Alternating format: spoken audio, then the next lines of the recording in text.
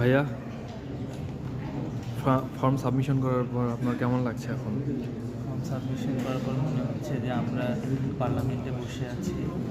আর মানে বাংলাদেশের যে সৃজনশীল আমরা মানুষ, এটা মনে হচ্ছে যে আমরা আসলে সৃজনশীল মানুষ।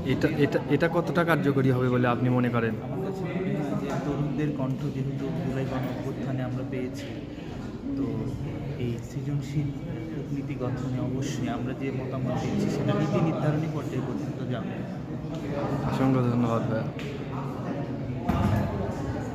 আপনার কাছে এই বিষয়টা, আপনি আসলে এই বিষয়টা কিভাবে দেখছেন?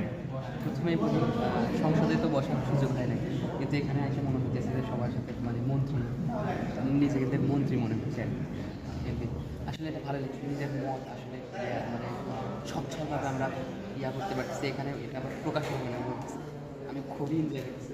এটা হওয়ার পরে আরও বেশি ভালো লাগছে। আচ্ছা আচ্ছা আচ্ছা, এর সাথে কি আরও তথ্য কোনো সংযুক্ত করা লাগতো বলে আপনি মনে করেন?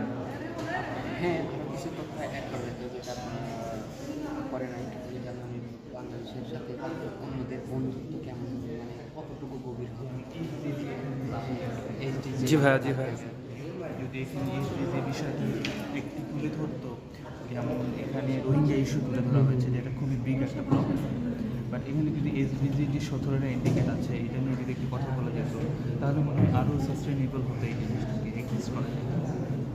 অসংখ্য ধন্যবাদ ভাইয়া।